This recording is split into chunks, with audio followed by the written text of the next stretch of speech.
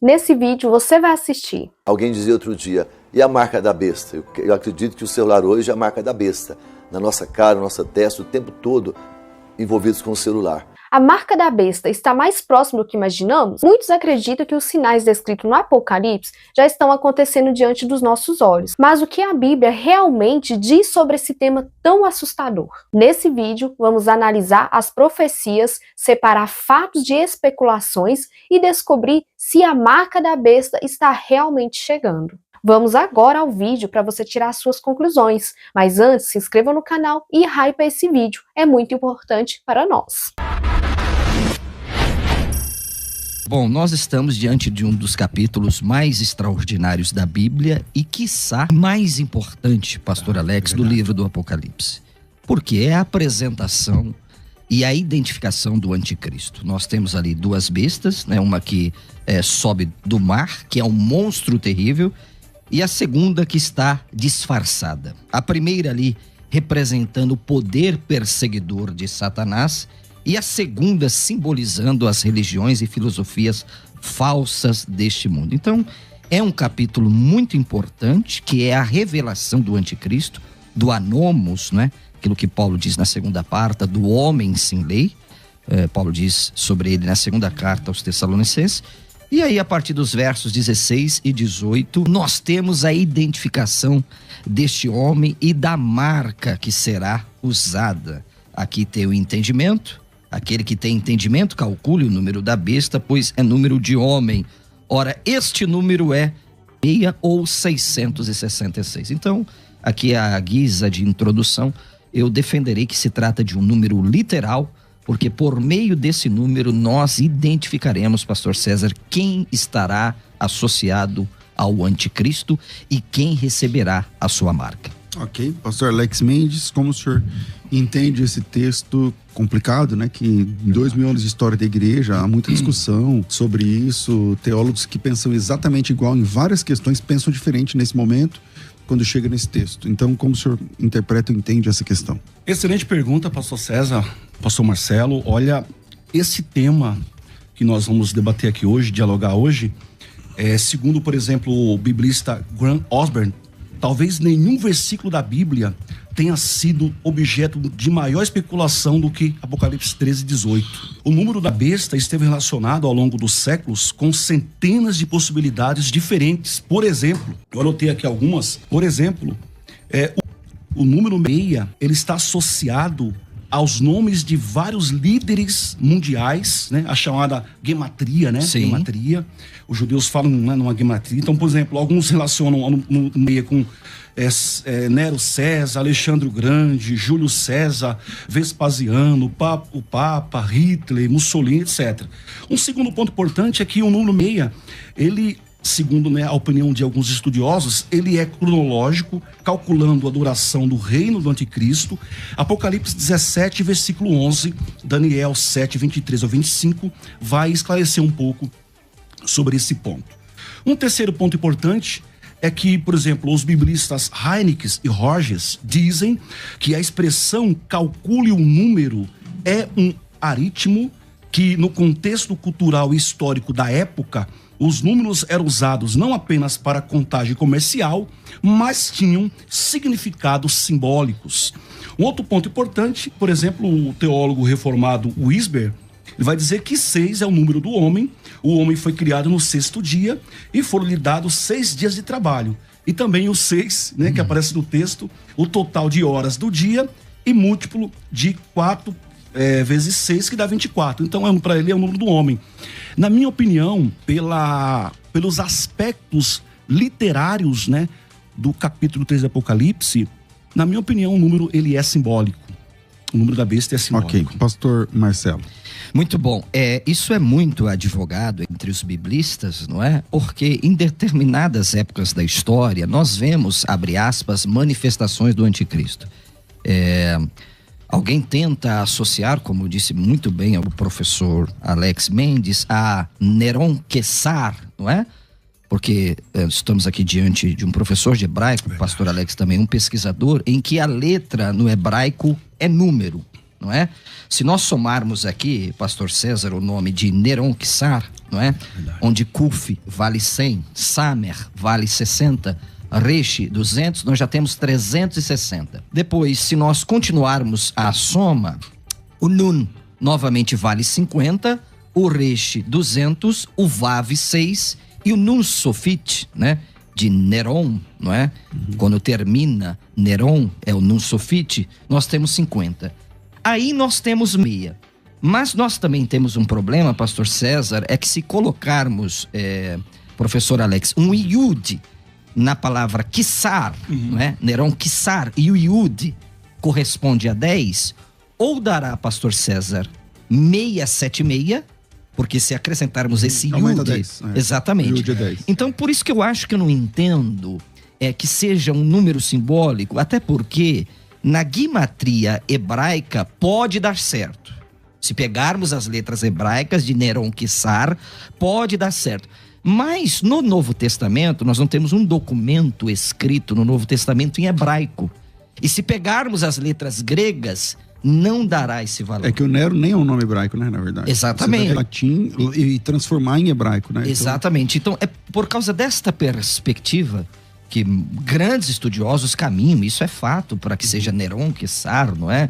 Na figura do Apocalipse de Domiciano, né? Na figura de Domiciano, conforme eu anotei aqui, que recebeu o título, pastor César, de Dominus et Deus Noster, nosso Senhor e Deus. Então, eles creem que a época do Apocalipse, esta figura deste homem era representado por Domiciano. Todavia, se nós pegarmos os aspectos literários que o professor Alex está abordando aqui, da guimatria, que é a ciência que estuda os números da Bíblia, nós temos um problema, porque o nome Neron Quissar é um nome latinizado, romano, e temos um problema no hebraico, porque se acrescentarmos esse Yud, que os estudiosos dizem da palavra Quissar, depois do Kuf, não é? Nós temos esse Yud lá em cima, nós vamos ter ou 676, ou se subtrair alguma letra, vai para 616. Então, por causa desta perspectiva, eu creio que se trata mesmo de um número literal que, no decorrer da história, foi aí representado por alguns homens. Pastor Alex Mendes, com o senhor. Então, ó, na minha opinião, concordo com o pastor Marcelo, a gematria, ela é um sistema, né, de simbologia judaicas, né, judaicas mesmo, isso é verdade. Mas no Novo Testamento, por exemplo, nós analisamos o livro do Apocalipse, né, ele tem os aspectos literários, né, escatológicos de Apocalipse, ele advém da escatologia judaica, né? Quer dizer, João, ele parte de uma premissa escatológica judaica para elaborar, né, o seu livro judaico. Então, por isso que alguns biblistas e teólogos associam a gematria também com o número 6. Mas o que acontece? Quando nós lemos o capítulo 13 do Apocalipse, né, que o pastor Marcelo falou agora, e que ali está repleto de figuras simbólicas nesse livro, como, por exemplo, do capítulo 12, por exemplo, até o capítulo 13, o Timothy Jenney vai dizer que nós temos ali mais ou menos umas 7 ou a 10 figuras simbólicas só nesses capítulos. Então, outra coisa é que esse número 6, apesar, né, de haver algumas variantes, né, em alguns manuscritos, mas ele aparece, na maior parte dos manuscritos aparece esse número aí, mas ele só aparece nesse contexto apocalíptico, né, nesse contexto de revelação apocalipse. Então, as figuras e linguagens, né, o estilo que foi escrito o livro, né, por exemplo, cheio de figuras, de símbolos, de números, de cores, de visões. Então, a linguagem, né, misteriosa, né, desse livro. Por isso que os autores, a boa parte dos autores, eles vão concordar que o número ele é simbólico. Porque, primeiro, o capítulo está repleto de figuras simbólicas, né? O número que aparece ali, por exemplo, ele está num contexto de apocalipse, né? Num contexto de profecia. Então, para os autores, na minha opinião, o número ele é simbólico. Pastor Marcelo, o senhor trabalhou aí bastante a questão dos números, né? Sim, os algarismos lá no hebraico e tal, no nome do Nero e tal. E aí meio que para bater no nome do Nero precisa de um ajuste, de uma adequação, né, ali e tal, beleza. Mas depois o senhor falou assim, eu acho que é literal. O ser literal, então se o senhor entende que é literal? O senhor entende que se cumpriu no Nero? Porque se cumpriu no Nero, então não é um texto escatológico para nós. Ou ele se cumpre depois. Como que você entende, já que é literal? Muito obrigado, pastor. Eu entendo que esse texto, pastor César, pode ser de uma dupla referência, porque ao lermos, por exemplo, a primeira carta de João, nós vemos João falando assim, olha, nós já temos muito anticristos no nosso meio. Então, na história, por exemplo, Martinho Lutero cria piamente que era o Papa, né? Verdade. Martinho Lutero, o ícone da Reforma Protestante, o sol da Reforma Protestante, cria que à sua época o meia era o Papa. Já no Apocalipse está aqui historicamente configurado a figura do imperador de Roma, que assumiu para si, como eu disse aqui, Domiciano, o título de Nosso Senhor e Deus. Agora, este evento aqui se trata, pastor César, de um evento escatológico. Por quê? Porque a besta vai exigir uma adoração universal. Isso está claro aqui em Apocalipse, capítulo de número 13. E tentando imitar a trindade satânica. Eu não gosto muito, aliás, a trindade divina, vamos aqui retificar, não é consertar, que essa tríade satânica, muitos estudiosos, pastor Alex, usam essa terminologia, não é? Trindade satânica, que eu não endosso, é a tríade satânica. O que a tríade satânica vai fazer? O dragão dará poder à besta, né, que sobe do mar, e essa besta que sobe do mar dará poder à besta que está na terra. Então veja, uma imitação, pastor César, perfeita da trindade, né? Verdade. Aqui o dragão representando Satanás, o anticristo representando aqui o Cristo, né, no lugar de Cristo. Olha só que coisa tremenda. E o falso profeta, Alex, representando o Espírito Santo. Quer dizer, é uma imitação perfeita da Santíssima Trindade. Verdade, não é? verdade. E aí o pessoal chama de tríade satânica para não falar trindade. É melhor. Muitos estudiosos usam trindade satânica. Eu não gosto dessa expressão. Até os milagres, né? Que Sim. Deus faz, né? Vão fazer. Vai fazer. Vai, não é, ressuscitar, não é? E todo mundo será um negócio tão espantoso que a terra ficará admirada. Agora, eu entendo que seja literal, pastor César, até por causa aqui, ó, do verso que está no contexto aqui, ó, o 16, Apocalipse 13, 16, a todos os pequenos, os grandes, ricos e pobres, livres e escravos, ele faz com que lhe seja dada certa marca, né? Marca aqui, professor Alex, é haragma. Então não tem como uma marca, pastor César e pastor Alex, esse é o meu ponto aqui, ser figurada.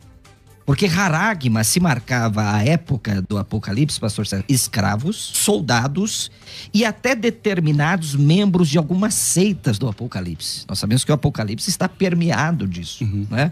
Está permeado de seitas estranhas, falsos deuses, não é? Roma, várias divindades eram adoradas, na Grécia. Então se marcava, por exemplo, pertence à classe tal, pertence à família tal. Então, por causa desta marca aqui que vai ser marcada na fronte, não é? Olha lá, faz que lhe seja dada certa marca sobre a mão direita e sobre a fronte, eu entendo que é literal. Porque se nós espiritualizarmos aqui marca, que é haragma, aí nós temos um problema.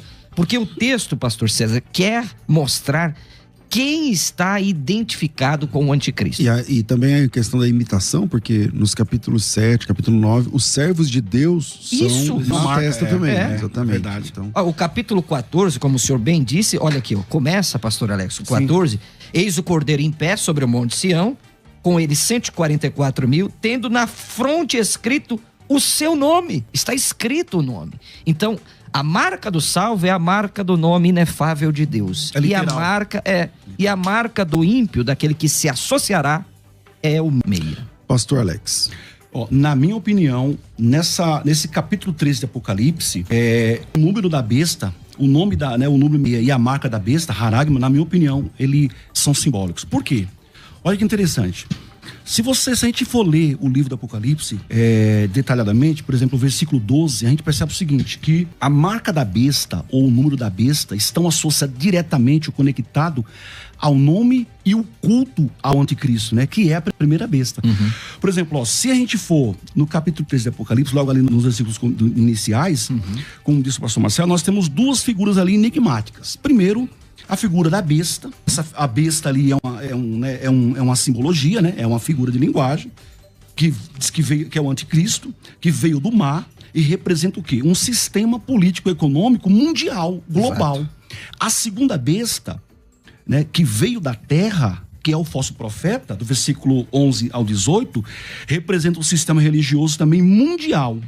Agora, olha só, no capítulo 13, 16 e 18, aparece então ali a descrição da marca e do número da besta, que estão associados, como eu disse, diretamente ao nome e o culto à besta. A primeira besta é com o anticristo. Agora, o que é interessante, o substantivo neutro, haragma, ele aparece 9 vezes no Novo Testamento, uma décima porque existe ali uma variação, uma variante textual no capítulo 15, versículo 2. Mas, por exemplo, ele aparece em Atos 17, 29, Apocalipse 13, 17, assim vai. Ele aparece 97% das ocorrências está onde? No dia do Apocalipse. Então, num contexto altamente simbólico. Agora, se vocês analisarem o capítulo 3 do Apocalipse, nós temos aqui várias figuras enigmáticas, como, por exemplo, a besta, 7 cabeças e 10 chifres, são simbólicos aqui ou é literal? Essa expressão, na minha opinião, é simbólico. Outra coisa, João descreveu a besta, o leopardo, o urso, o leão, um dragão, quer dizer, o trono aqui, né, do dragão aqui. Então, e vai descrevendo aqui, ó. Quando chega aqui no versículo 16 e 17 e 18, ele fala que viu ele fala da marca da besta e depois do número da besta. Será, esse capítulo 3 aqui, será que essas descrições que aparecem aqui dessas imagens e figuras, será que nesse contexto de revelação é literal ou é simbólico? É a partir, como por exemplo, dessas descrições que, na minha opinião, a marca da besta e o número da besta são simbólicos. Por exemplo, quando fala a expressão, por exemplo, a expressão é posta na mão direita ou na testa, por exemplo. Na testa, segundo, por exemplo, o Heineken e o Rogers, que são 2 biblistas, ali simboliza a mente, entendimento, compreensão das pessoas. A mão representa o quê? A atividade, ação e ocupação das pessoas que estarão na época adorando e prestando culto ao anticristo, a besta. Pastor Marcelo, ele falou aí sobre vários animais que aparecem, né? O urso, enfim, dragão e tal. Aí o senhor defende que a marca é literal. Esses animais, o senhor entende que são literais? Não. Eles representam? Isso, né? representam. Então vamos lá. Porque a minha grande questão, professor Alex, o senhor citou aí a palavra haragma. Em algum destes textos, haragma, essa marca é simbólica que o senhor apresentou desses textos? Aparece 8 vezes que o senhor disse, é isso? 9 vezes. Tem como uma marca, querido professor Alex Mendes, ser algo simbólico? Eu creio que sim. Uma literatura profética, ela pode ser simbólica. Mas uma literatura histórica, a gente... Por exemplo, em Atos 17, 29, a gente percebe claramente que ali é literal, a marca ali é literal. Então, mas num contexto altamente simbólico, cheio de metáforas e figuras, quer dizer, porque a besta, os 10 chifres, o urso, o leão é simbólico e a marca não seria. Num contexto, né? Num contexto de revelação, né? De figuras, entendeu? Mas isso é uma característica do Apocalipse, misturar elementos simbólicos com literais. Por exemplo, o senhor é pré-milenista, né? Sim, nós acreditamos que Cristo reinará 1000 anos, não é? Sim, com certeza. Só que nesse mesmo texto aparece o dragão. Então, pode-se combinar no mesmo texto elementos figurados e elementos literais, não há nenhum problema. O Apocalipse trabalha muito esta questão, não é?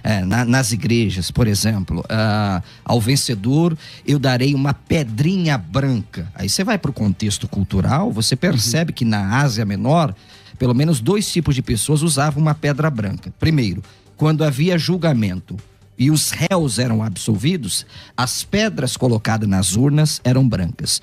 Se eles fossem condenados, as pedras eram escuras. Outro contexto. Quando se entrava em algum banquete de César, olha o contexto cultural da Bíblia, especialmente de Apocalipse. Só podia entrar nos banquetes de César, olha só, a aplicação histórica e a aplicação para a igreja. Quem tinha uma pedra branca. Sim. A senha era uma pedra branca. Aí nós pegamos esse gancho cultural e dizemos assim, Jesus está dizendo assim para a igreja: vocês não fiquem tristes porque vocês não são convidados para os banquetes de César. Por quê? Só entravam os ricos. A senha era uma pedra branca, porque o vencedor eu darei uma pedra branca para entrar no meu banquete. Então, o texto de Apocalipse 13, é fato, combina elementos metafóricos, simbólicos, essa besta que sobe do mar, que tem 10 chifres, tem 7 cabeças, não é? E sobre esses 10 chifres, 10 diademas, e sobre as cabeças, nomes de blasfêmia, é algo figurado, porque está rememorando Daniel capítulo 7, não é? Os 4 impérios ali representados. Mas o problema, pastor, é que quando chegamos aqui, esse texto, especialmente que começa no 16 e termina no 18, olha aqui, ó, para que ninguém possa comprar. Como é que a pessoa vai comprar se não tem a marca, pastor César? O que é essa marca? Como se ela não é literal, né? Exatamente. Como que ela vai usufruir disso, entendeu? Então, a minha grande questão aqui, pastor Alex, nós estamos aqui num debate de ideias, maravilha. Nós não debatemos pessoas, debatem mediocridade, né? Quem debate pessoas são medíocres, né, pastor César? Nós debatemos ideias, né? Pensamentos. Então... Ele tá falando de tudo cortesia aí porque ele te deu um fecha, né, Varão? Então, fecha é o seguinte, a fechada que ele te deu é a seguinte.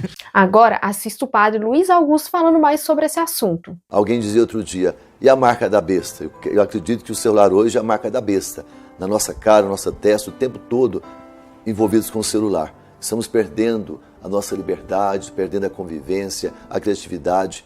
Infelizmente, o celular nos torna burros, sabia disso? Nós deixamos de pensar, nós não conseguimos aprofundar na nossa vida interior. O celular com marca da besta, o que você acha disso? Pois é, nós ficávamos tantas vezes falando sobre isso, né, padre? E hoje nós falávamos sobre a marca, o chip na mão, na testa, e o celular que tem o chip fica o tempo todo na nossa mão e o tempo todo diante da nossa testa, né, dos nossos olhos. E tudo que as pessoas vão fazer estão com o celular na mão. Então é muito importante a gente meditar e refletir sobre uma coisa muito importante, o amor à virtude e o amor ao virtual. Parecem palavras parecidas, mas são bem diferentes no sentido delas. A virtude vem de virtus, é o poder, a força que Deus nos dá para transformar através de uma virtude. E o virtual não, o virtual ele é só um conceito, ele não é verdade, ele é ilusão. E hoje as pessoas têm amado muito o virtual e não as virtudes. E se nós não tivermos hoje na nossa vida esse amor às virtudes, nós vamos cair naquela ilusão, na mentira. Tudo vai ser sintético, tudo vai ser conceito. Eu sou casamento num conceito, eu sou casado num conceito, eu vou à igreja num conceito, eu rezo só por um conceito, mas na verdade não. Então é tudo virtual. Até parece que eu sou um homem de oração, né? Mas no dia a dia mesmo, eu não rezo, eu não pego no terço. É interessante, né, essa situação. Parecer uma pessoa de oração, de falar como homem de oração, como mulher de oração, como uma pessoa de oração, e na verdade eu não rezo há muito tempo. É apenas um discurso. É uma imagem, o virtual é uma imagem. Eu vivo dessa imagem. E é muito fácil isso hoje, né? Quem tem o domínio da linguagem aí consegue enganar. As pessoas choram com as pregações, as pessoas ficam entusiasmadas e até acreditam que eu sou um homem que está vivendo a santidade, quando na verdade é apenas um discurso. E como que as pessoas preferem se relacionar com o virtual, né? Se apaixonam por alguém que está longe, se apaixonam por alguém que nunca viu. É complicado, não é isso? E daí começam as tragédias, né? Então, o sexo fica virtual, que é a pornografia.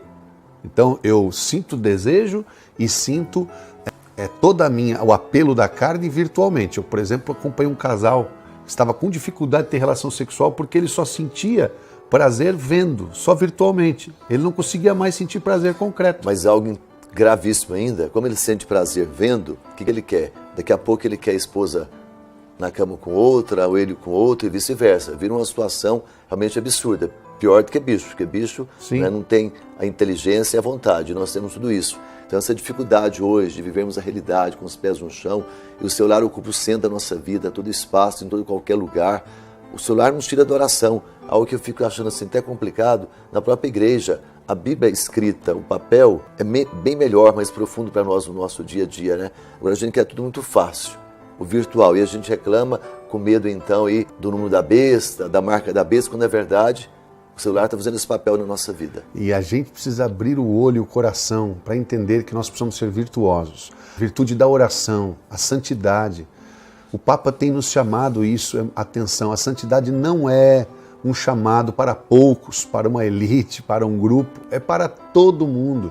A santidade é para o trabalhador, para o pai, para a mãe, para os jovens, para os universitários, estudantes, as crianças. Chamado à santidade. E ser santo é viver as virtudes. Então eu quero convidar você numa prática simples numa coisa dinâmica da vida, a viver uma virtude de cada vez, a procurar isso. Busca em você o que precisa ser mais virtuoso. Talvez a virtude da obediência, da paciência, da tolerância, do amor, da afabilidade, até do diálogo. Virtudes que você tem que praticar, que você tem que viver. Se nós não vivermos as virtudes, nossa vida não vai mudar. As pessoas querem mudar a vida com coisas virtuais, não vai. Então, desculpa até dizer isso, mas esse vídeo é só para ajudar você. Mas acabando esse vídeo, você vai ter que ler a Bíblia, você vai ter que ir na igreja, comungar, confessar. Esse vídeo não vai salvar você. Porque isso é uma forma que a gente tem de chegar a você de uma maneira, mas isso não vai mudar a sua vida. Tem gente que fica rezando no celular, lendo, ela fica ali ouvindo uma palavra e se acha que isso vai mudar a vida justificando, dela. Eu estou vendo coisas de Deus, talvez coisas da igreja, justificando Mas aquilo que não virtual. tem se justificado. Então, por favor, os pés no chão e o coração em Deus. A realidade é realidade, você entende isso? O trabalho, a luta, o desafio, viver as virtudes, caminhar pelas virtudes é uma decisão sua e nós temos a graça do Espírito Santo. Mas as pessoas preferem, a fantasia e a ilusão, as emoções. E até as emoções cada vez mais enfraquecidas também, porque são realidades cada vez mais difíceis que nós enfrentamos, são colocadas diante de nós. E a mídia secular entendeu isso, que as pessoas querem viver a fantasia, a ilusão, viver a vida do outro. Então nos enche com essas notícias ruins, com essas coisas que não valem a pena. Eu quero chamar a atenção para uma coisa muito séria. As pessoas não percebem que antigamente, padre, nossas virtualidades eram bem definidas. Conto de fadas, era o folclore, era uma coisa que não existia mesmo. Ela era uma virtualidade definida. A gente tinha, então, por exemplo, Alice no País das Maravilhas. A gente sabia quando crescia que aquilo era mentira. Agora a virtualidade, ela é virtude de uma coisa verdade. Ou seja, uma pessoa assiste lá, o Big Brother, por exemplo, ela acha que aquilo é uma verdade e aquilo é puro mentira, aquilo não é. Então ela acha que ela está, Então ela fica na virtualidade que parece realidade, na verdade não é. E isso tudo se transfere depois para dentro do casamento, para a vida espiritual, para dentro da empresa, Então as pessoas hoje, elas estão sendo tomadas por uma mentalidade virtualista. E é preciso abrir os olhos. O caminho da felicidade, gente, é a prática da virtude. Não tem segredo, não tem mistério. Se você não viver as virtudes, você não vai ter força para mudar a sua vida. Então nós estamos vendo casamentos iludidos, superficiais, virtuais, casamentos que não estão acontecendo na realidade. Está acontecendo só na virtualidade. Eu não posso ser um pai vendo meus filhos só pelo celular. Eu não posso ser um pai porque fala, mas eu falo com o meu filho, eu falo com a minha esposa. E não tem mais o olho no olho, o toque nas mãos, o abraço. Então eu fico pensando, quantas vezes os casais se beijam, se tocam, se abraçam, se olham nos olhos. E quantas vezes eles falam por dia no celular. Então isso está trazendo problemas para nós. E parece que a gente vai falando e somos antiquados, somos ultrapassados, alienados, mas não. A realidade é isso que Deus fez. Ele se fez homem, se transformou em ser humano. Ele se fez pessoa, gente, para entrar na nossa realidade, no tempo, para viver conosco. Então, viva com Deus as virtudes, viva com a sua esposa, com o seu marido, com os seus filhos, consigo mesmo, as virtudes. O caminho é o da virtude, não é o do virtual. Então, ame as virtudes e não as coisas virtuais. Essa é a necessidade de agora. As virtudes, caminhar na direção do Espírito Santo, ser pai, ser mãe, ser filhos, homens e mulheres de fé. Isso para nossa salvação, não é apenas por um momento. Você entende que o virtual é alguma coisa que já não existe. Quando você viu, já não existe mais. Daqui a pouco vem algo mais intenso, porque assim é a realidade desse mundo, que está fora da realidade de Deus. Então, por favor, descubra o seu valor, descubra a sua missão, a sua grande vocação de viver a santidade, ser uma pessoa virtuosa, que anda nas virtudes que Deus nos dá todos os dias, desde o nosso batismo. Então é decisão sua, é decisão pela sua casa, pela sua família. Se você chegou até aqui, deixa abaixo o seu comentário, é muito importante para esse canal. E não se esqueça de se inscrever no canal e hypar esse vídeo. Jesus abençoe você, Jesus abençoe a sua família e até o próximo vídeo.